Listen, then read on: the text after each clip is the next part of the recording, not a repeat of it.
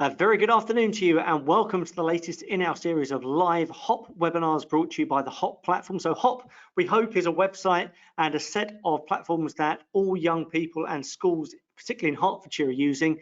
It stands for the Hertfordshire Opportunities Portal, and it is a resource for you to find out about a whole wealth of careers information specifically related to Hertfordshire. So one of the features on the HOP website is the library of all these webinars, including the one that we are recording right now, which will focus on careers working in leisure centres.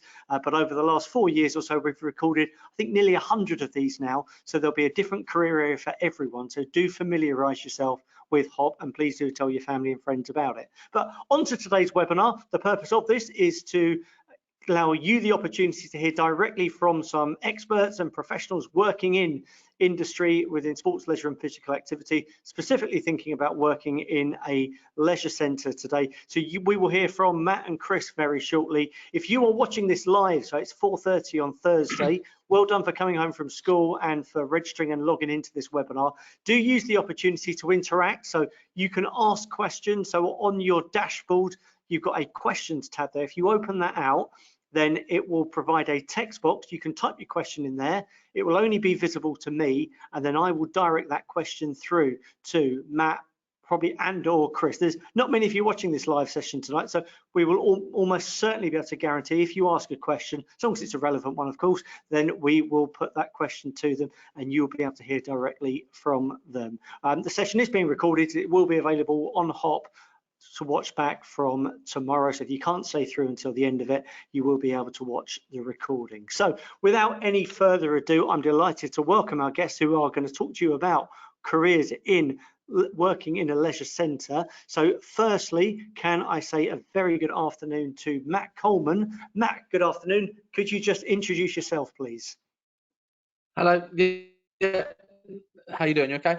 So yeah, my name's Matt. I'm currently working at the Hertfordshire Sports Village as an operations manager.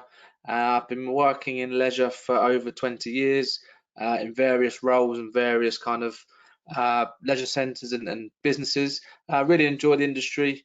Yeah, and I've been working it for a long time. Sure. Okay. Matt, just to explain, where is the Hertfordshire Sports Village?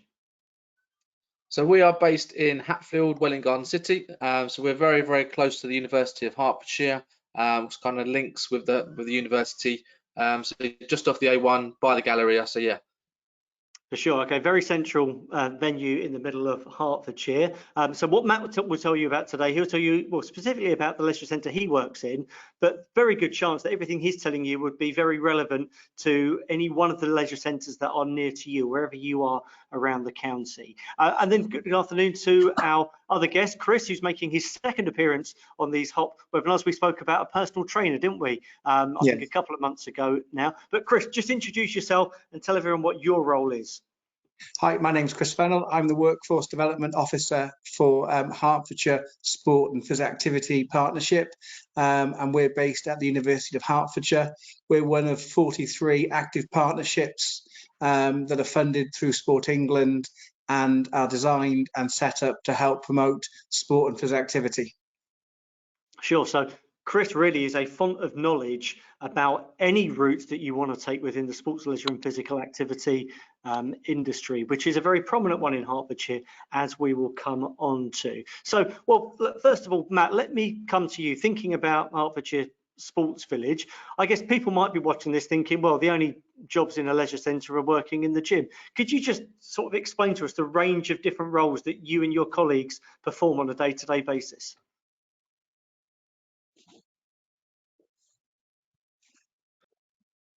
Sorry, you're breaking up a little bit. I can't quite hear you. I think it was a question about what other roles are in a leisure centre. Is that correct?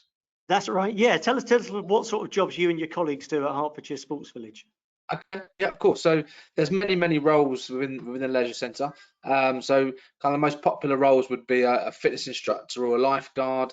That's kind of where the kind of people come in. That's the base level of a role. But other roles could be customer service, so working on reception, meeting and greeting customers and members and staff on reception. Other roles could be in an admin role in the office, kind of dealing with bookings and kind of events and all that type of thing. We have a clean team, fantastic clean team that works at the leisure centre as well. So yeah, many roles that are involved in the leisure centre, not just the front of house ones that everybody sees, but there are lots of people working in the background to enable it to run smoothly and safely. For sure. And then Matt, tell us about the hours that are involved. I mean, this isn't a Monday 9 to 5 job, is it? There's more to it than that. No, definitely not. So yeah, I think that's probably one thing that I enjoy doing, the different hours, but I think that may put people off. But I think it works for some, and it works for me and my family and my situation. The hours are so we open at 6:30 in the morning. So we would start any time between 5:30 and 6 o'clock, and then you would then go on and finish at around 2. You kind of do a late shift, which would then start around 2 and finish around 10:30, 11. And there's kind of shifts in between sort of times. So very varied, lots of different shift patterns, lots of opportunities to do things in your personal life and out of work, because you finish at 2, you kind of got the whole afternoon left to the gym or spend some time with family, or again, if you're on a late shift, then you have the whole morning to kind of do what you like, and then you go to work. So yeah, I like the kind of varied shift work that we have in leisure. But yeah, that's kind of one of the reasons why it works for us. Sure. Okay. Chris, just thinking about not just Matt's centre at Hertfordshire Sports Village, but across the, well, first of all, how many leisure centres are there in Hertfordshire? I think there's about 35 wet and dry facilities that are council owned, and that includes theatres, golf courses, indoor tennis centres, sports halls, swimming pools and fun pools. Okay, and then in addition to that, so we're saying those are the local authority ones. So I'm trying to think of an example, Gosling Sports Centre in Welling, for instance, or I'm sure you can all think of your local leisure centre. But then also there are some privately owned ones as well. Give us some examples of who they might be and what's the distinction between them. So the ones I would think of would be like David Lloyd, Nuffield Health, or Pure Gym and the like, and the franchises that operate. So within the public leisure centres, anybody can walk in and pay and play, and you don't have to be a member. Whereas if you wanted to walk into a Pure Gym or David Lloyd, you would require an individual membership to take part in activities in that facility. So most of the private sector ones have a membership attached to it, and the general public just can't turn up and use those facilities. Sure, Chris, I'm taking you on a tangent here that you weren't expecting, so apologies in advance. But I mean, that's quite concise there, a distinction between them, how they operate. In terms of the jobs and the roles that are needed within them, though, are they likely to be different, or are they probably the same? They're very similar, in fact. If anything, the private sector are open for longer hours. David Lloyd open on Christmas Day and Boxing Day, I think. So they are, their members demand the ability to use those facilities, almost every day of the year. Sure. Okay, and then Chris, I mean, just thinking about all of those leisure centres, if you said there's sort of 35 local authority ones plus the additional privately owned ones, typically, what are the sorts of jobs that sort of Matt and his equivalents around there would be trying to recruit for, particularly people just leaving school or university? I think entry-level jobs tend to be that as a lifeguard. That's how I started out, and you can become qualified at 16. So the people listening to this podcast can consider: do you want to work in retail? Do you want to work in hospitality? Do you want to work in the private sector or in leisure? So myself, I considered a career and work as someone younger in McDonald's and also in a supermarket. But the local authority leisure centre came back with an opportunity because I attended a lifesaving club there. So entry level tends to be that as a lifeguard. And then because the hours are quite flexible, as Matt's talked about, it fits people's needs. So traditionally, the centre's open from 6 in the morning. So from 6 until 9, you have early morning swims and people go to the gym or play squash. From 9 until 3, you tend to have school swimming coming along as part of the children learning to learn their 25-metre badge. And then from 4 until 7, you tend to have private swimming lessons in the swimming pool. And then in the evenings, you have a whole range of public swim and water polo clubs and those and sub aqua coming in. So you've got to look at the way in which a leisure centre operates on a 24-hour or an 18-hour clock. There is the early morning, the mid-morning, the afternoons, and depending on what time of day you look at, tends to have different demographics who come in. So yes, it's an interesting job, and it's one that involves working with the general public and a whole host of agencies who come in to run sessions at the various facilities.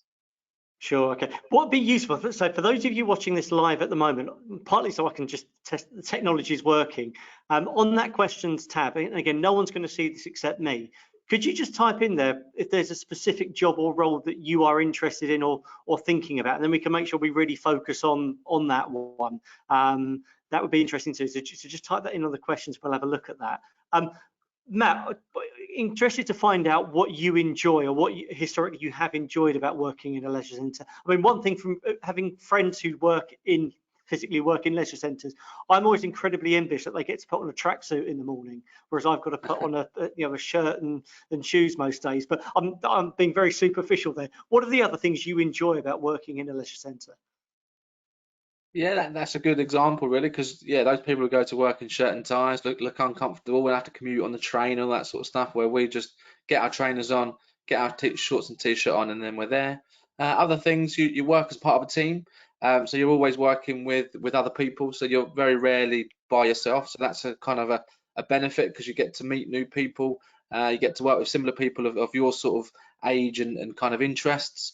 If you're interested in sport and leisure, it's a great environment to be in, because not only do you get to work in that environment every day, but you get benefits to your employment, such as free gym use and free use of the facilities for yourself and family members, which I think is a really good benefit, especially if you're really into sport and the gym and things. You can kind of use the gym after work or before work. And they're fun. I think they're fun environments, and you can have a joke and a laugh with your peers and your colleagues. There's a good social element to it as well. So lots of kind of social nights out and social gatherings and things like that. So yeah, it's a really good, fun environment to be in. That's why I'm still in after over 20 years. Sure, okay. And then I guess the flip question of that is, what's challenging about working in this industry? Maybe you've already alluded to it, Matt. Maybe it's those sort of shift patterns and what can be quite early starts or quite late evenings. But are there any other sort of challenges that you have to deal with generally? We'll talk more specifically about particular roles in a while. Okay. Yeah, I suppose shift work doesn't appeal to everybody, as we've discussed briefly. Some people might want to do the 9 till 5 and that sort of role, which is fine. I think that's a challenge when we're recruiting recently, that people were a bit concerned about getting up early in the morning and working till 10 at night, but then others kind of are not bothered by that. So a lifeguard, for example, is a very responsible job. So although it sounds like you're just sitting there on the poolside, it doesn't sound very exciting, but it's a very responsible job, because you are responsible for all the swimmers' lives in that pool. So you have to ensure that you are fully trained and fully qualified and fully alert when you're doing so. Yeah, I think that's probably the two things that we see, and after recruiting, the things that challenges that people put to us. Sure, okay. So just looking at some of the responses that you've sent in, if you do want to keep doing this, then if you haven't done so, please do. But someone said, I want to be a gym instructor, lifeguard, couple of lifeguards, lifeguard, but really like to find out about all the opportunities, sports coach, someone's put. Also, maybe some of the business roles, particularly marketing. So I guess these are all things that you need, aren't they, Matt? Yeah, we recruit for all of those roles very regularly. So we deliver our lifeguard courses ourselves. So that's kind of one of my roles in the leisure centre, is to teach new lifeguards. So we regularly run the course is called an NPLQ, so National Pool Operator, National Pool Qualification. So that course is a Monday to Saturday course, and it teaches you all the things about lifeguarding and health and safety and teamwork and first aid. And so after your 5 days, 6 days, you get a qualification which you can work anywhere in the UK as a lifeguard. So it's a fantastic course, a fantastic qualification. and it kind of just allows you to open up and kind of get a job in any leisure centre, whether it's with us or elsewhere. Lifeguards are in demand at the moment, so yeah, you should be able to kind of walk into any role with that qualification. As for the others, yeah, fitness instructor, again, is a really popular role in the industry. You do have to have a qualification to do that. So there's a number of qualifications in a fitness role. So it's level, I think it's level 2 and 3. And then, so if you have the first one, level 2, we allow you to kind of apply for jobs and we recruit from that. And then the level 3 qualification is a personal trainer qualification, which is a little more depth and kind of allows you then to take personal clients and personal training and that sort of thing. Sure. Okay, Matt, just going back to the lifeguarding, said we know that's one that appears to be a popular role. I know that you've taken on a couple of apprentices recently, haven't you? So tell us, what does that apprenticeship look like? Yeah. I think you told me that that's not specific to being a lifeguard, is it? It's quite a variety of roles that you learn about. Yeah, it's a fantastic program. So we've just launched it in October. So we've just hired two apprentices, and they are on an 18-month contract at first, and it's an apprenticeship as a lifeguard. Although the title's lifeguard, but you get to learn about the whole of the business in the leisure industry. So you get your lifeguard qualification, you get a level 2 fitness qualification, you get a swimming teacher qualification, and you'll get a first aid at work qualification. So with all those courses and things, that's included in your course. It's an 18-month, as I said. All those courses are gained throughout the 18 months. And then at the end of it, we would then keep you on as a lifeguard, and hopefully you work your way up in the industry. If you didn't enjoy being a lifeguard, you could work in any of those other sectors that you're qualified in. But yeah, it gives you a broad range and a broad knowledge of kind of roles and responsibilities and how other roles look in the leisure business. Sure. Okay. Well, I mean, actually, it's a really good segue into learning about some of the pathways to get into this industry. So, Chris, let me come to you, because this is very much your bread and butter here. For people watching this, are there any particular subjects you think that they really should be doing whilst they're at school, or any courses they should be going to college to do? I think PE is the one straight one. Biology is quite important because understanding how the body works. You then got media studies, but also from a whole economics and catering point of view. So within the leisure centre, if you think about the different aspects, different teams, you know, as you come into the leisure centre, you've got, you know, customer services. So if you're doing a BTEC or a T-level qualification, customer services is quite key, but that covers all roles within the leisure centre. If you can do some junior sports leader or community sports leader courses that happen, certainly at sixth form, I'm aware there are opportunities for year 10 to get involved in those junior leader qualifications. If you're part of the Air Cadets or any uniform group, some of the information and courses you'll do and the awards you'll do as part of that will give you a really good grounding in being part of a team and working together. From a university, there are a number of sports, leisure and coaching qualifications courses that take place. So you'd need your A-levels or your BTECs or your HNDs to do that. And then whilst you're in university, you can volunteer at your local sports club that you do, whether it's rugby, football, swimming or cricket. You can be a junior sports leader for them and help administer, join the committee and understand how you run events and festivals and galas is really quite key, because a lot of the stuff that we do at the partnership is based around conferences, events and festivals. So understanding project management is really quite key on how you plan a day and deliver those activities. Sure. Okay, thank you. So look, you touched on university there. There may be people watching this who really want to go to university, and there's lots of reasons why you might want to go there. I mean, if someone does want to, are there any particular courses that you'd recommend that they take or study? I mean, obviously, University of Hertfordshire would have a good range of sports and leisure related courses for undergraduates. Yeah. University of Hertfordshire has a degree apprenticeship course that people can apply for. And that means at the end of their course, they'll come out of that debt-free. So they do placement with an employer for 1 day a week. No, they do 1 day a week in university and then 4 days a week with an employer. And that course is proven to be really successful in helping to bring through learners to have on-the-job experience as well as having the academic side.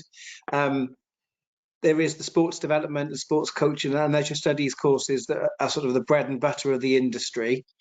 But also then you can specialize if you want to do strength and conditioning. So you'd work in a gym environment, or even in elite sport with sort of Olympic and Paralympic sports where they require those dietitians, nutrition, sports psychologists, and strength and conditioning coaches. So it is, you can get quite specialized, or you can stay quite general.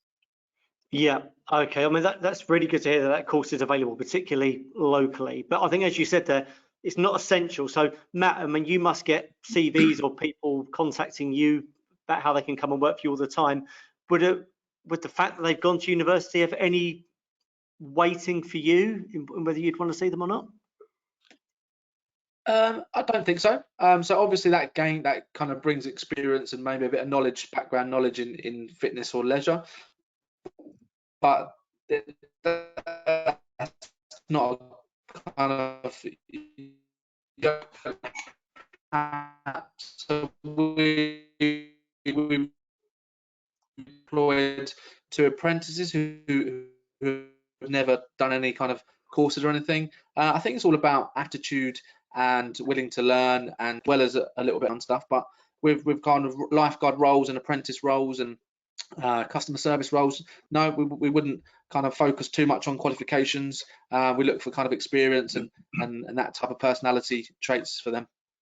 Yeah, sure. I'm going to ask you to drill into a bit more detail there on personality traits, Max. I think that's really important that we cover this. What are the sorts of skills, or perhaps more importantly, the qualities in someone you would want to see, particularly if they're just coming out of school, perhaps looking for a first job or apprenticeship?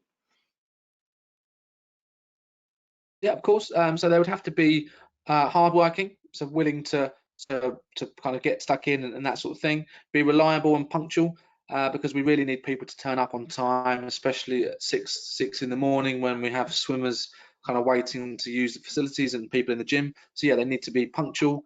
They need to work well in a team. As I said earlier, we have a team of probably about 30 lifeguards, so we could have at one time we've probably got 10 people on shift together.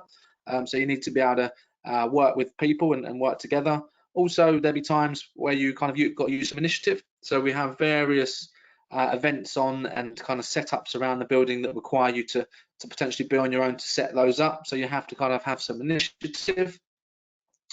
What else do we have? What else do they need to be?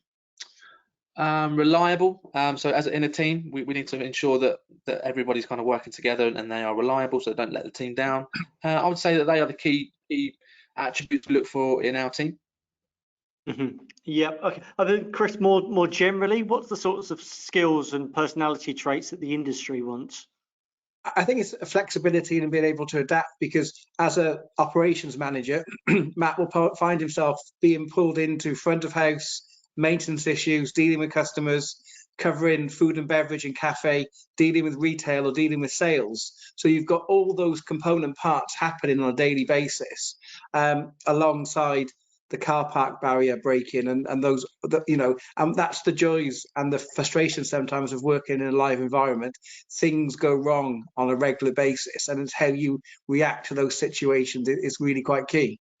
Yeah, no, that makes sense. I guess, Matt, most leisure centres operate effectively as a small business, so you not a huge number of you, and I guess you all have to muck in a little bit, don't you? And whether you're the lifeguards, you might be expected to go and do other things if there's shortages in other areas.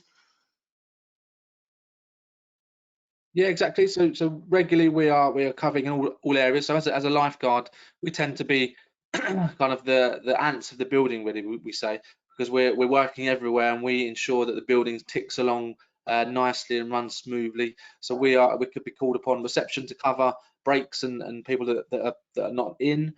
We're covering the gym.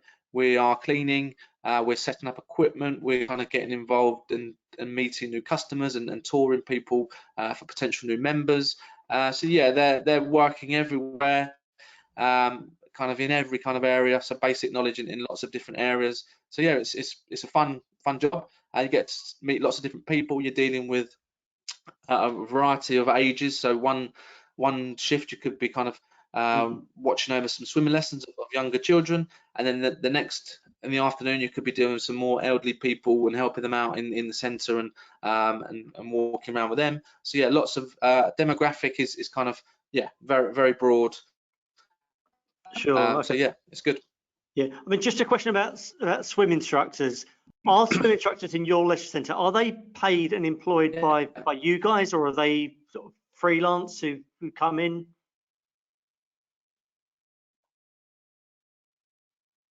Yeah, so they're employed by the Sports Village.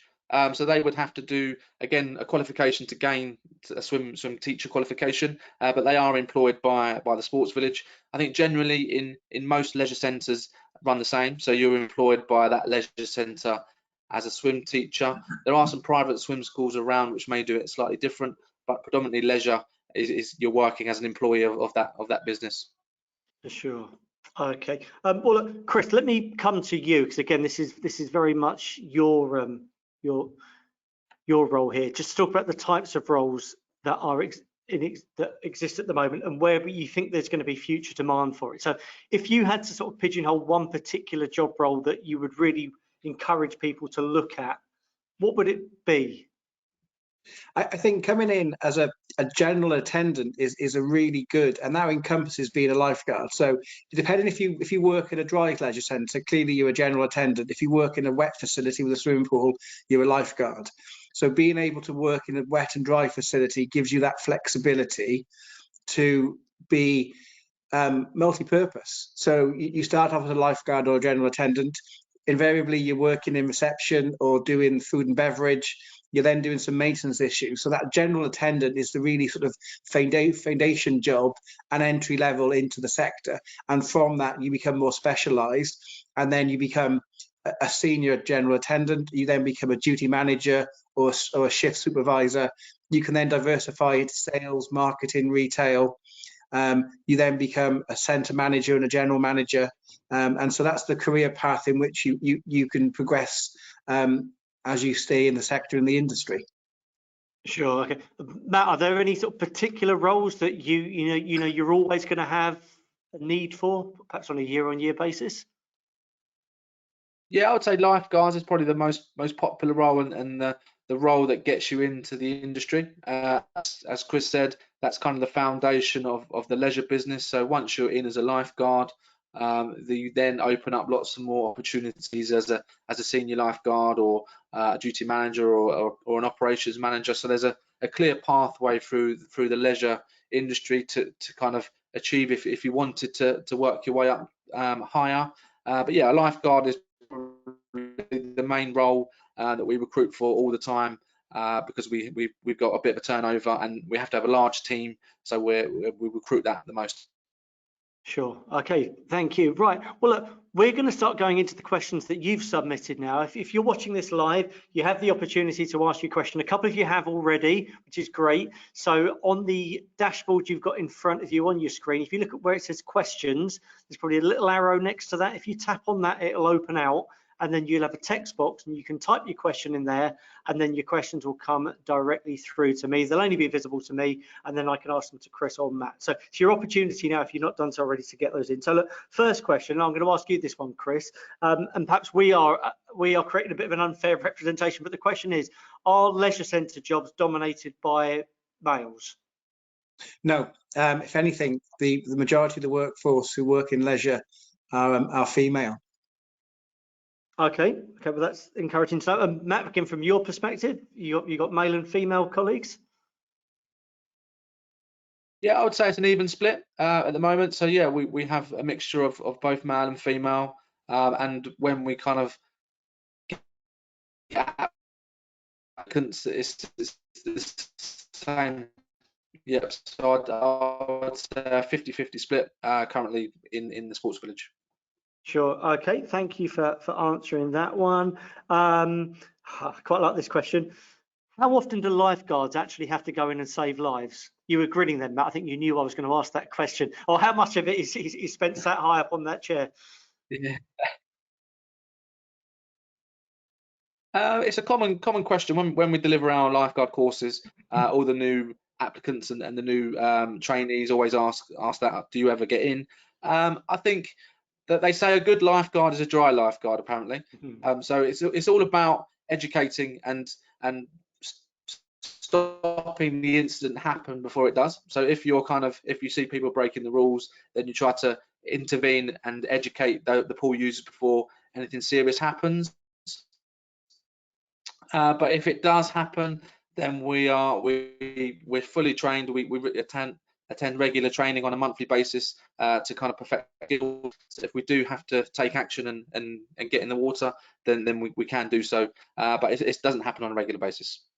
Sure. I mean, Chris, if you're trained to be a lifeguard in a leisure centre, that's obviously quite a contained and I guess safe environment. Can you transfer those skills? Do many lifeguards from leisure centres then go and work as lifeguards, by the beach or in coastal areas? Obviously, there's not many around Hertfordshire, but down in Cornwall, where my sister-in-law lives, go down there. There's always lifeguards on duty over there. Must be a very different set of circumstances, though. There is a specific beach lifeguard qualification you can do. So if you're lucky enough to live by the coast, you can do that qualification and work outdoors. But then there are a number of outdoor lidos in Hertfordshire where you can enjoy the sunshine. Hitchin has a very good outdoor lido that I worked at in the past. So yeah, I think there's opportunities to work in the beach. There's also opportunities if you are qualified as a lifeguard. And I left university and I went off to the States. I did Camp America for 9 weeks I was a qualified lifeguard and swimming teacher. So I went over there and did summer camp, teaching swimming lessons for 9 weeks. It's a great opportunity to combine some traveling with your studies. You need to be over 18 to apply for those roles. But if students look at Camp America or BUNAC, they'll be able to see the opportunities that exist all along the East Coast of America, and to go out in June, July and August to work in the States. Sure. Okay. Look, another quick, Chris, I'll come to you first of all, but Matt, you might want to answer this one. Whenever I go swimming, I always see, I'm going to use the word playing. It's clearly the wrong word to use, but people testing the temperature of the water. So, I mean, that sounds like it's quite sort of chemistry and science knowledge required to do that sort of thing. So, who does that? Is that part of the lifeguard's role? But I think coming back to Matt's point of view, before anybody's allowed in that pool first thing in the morning, that water is tested to make sure it's safe. So the pool is constantly being heated, ventilated and chemically treated to make it a safe environment. So one of the first jobs on a day shift is to make sure that pool chemical dosage system has worked well overnight and is correctly set up for people to go in the pool. If that's not the case, people don't get in the pool. So that's my view. Yes. Mm-hmm. Matt, presumably that's something that's maintained and checked regularly throughout the day. Yeah. So the team have to test the water every 2 hours. We take a small sample from the same point every time, and then we insert some tablets in, and then we put it in the machine. That then gives us the pH or the chemical or the chlorine levels. We've got parameters that we have to abide by. If they are not within those parameters, then we have to notify the duty manager or the operations team, and then we would then take action to try and get them back into with parameters, or we'd have to take the decision to close the pool. So yeah, we're regularly testing, so that water is very safe to be in. It's tested every 2 hours. Okay, good. This question's got your name on it, Chris, but Matt, you're equally well qualified and to answer it. But Chris, what's your favourite job you've ever had in a leisure centre? I really enjoyed being a swimming coach and a multi-sports coach. So on a Saturday morning, I would run a junior racket session for 2-3 hours. And then during the summer holidays, I was a youth worker that did play schemes. So outdoors, working with a variety of individuals to deliver, a fun sporting environment. So yes. Sure. And then Matt, for you, best thing you've done? I think it's been different stages of my life. I've enjoyed different roles really. So when I first started as a lifeguard, I think during that time when I was a bit younger, that was really fun and a great role to be in. But as I've gained a bit more experience, I've kind of enjoyed all my roles, and as duty manager, senior lifeguard, and now operations manager. I've enjoyed them all really. Yeah, good. Okay, right. Well, look, I'll give you a couple more minutes if there's any more questions you want to ask. There's been some really good questions that have come in so far. So if there's anything else you want to find out from Matt or Chris, please get those in now. Just before we close though, there's a couple of websites we wanted to share with you so you can go and have a look at these in your own time and give you a bit more information on there. So Matt was working for the Hertfordshire Sports Village, so that is the very central one you can see on there as well. Equally, the organisation Chris represents, Herts Sports, I can't even read that properly, Herts Sports and Physical Activity Partnership. That will take you through to their website. They'll show you a little bit more about the strategy around trying to get people into the right roles across the county. But Chris, can you tell everyone a little bit about who CIMSPA are? So CIMSPA are the trade body for sport and physical activity. So that QR code will take you to the website, and on there students will be able to find a careers guide that lists all the different industries, sectors and job roles that exist within leisure centres or sports development or working for an active partnership, the experience that people require and the qualifications they need. So that's a really good tool for learners to access, to understand the different routes and career paths they can take. Sure. Okay, fine. So that may well be a couple of websites on there that you should definitely have a look at. I think we're gonna close. So no further questions have come in. So firstly, thank you to all of you that have logged in and watched and submitted your questions. Thank you equally to those of you that are watching this retrospectively via our YouTube channel. Do hope that you make yourself familiar with HOP if you haven't seen it already. Do have a look. That QR code there will take you through to all the previous webinars that we've done. So there is about 100 of them. So there's definitely something for everyone. But fairly recently, we recorded a webinar about careers as a personal trainer. So if that's a particular interest to you, do have a look at that one. Previously, we've done one working in sports development. We've also done one working as a sports coach. So I guarantee there is something for everyone on there. But before we close, just want to give my thanks to our two panelists for sharing their knowledge and experience and insights with you today. So Matt and to Chris, thank you so much for joining us today. It's been incredibly helpful, incredibly insightful. You're welcome. Thank you. Thank you. Thank you. And then look, we wish you all the very best with your next career decisions. Thank you.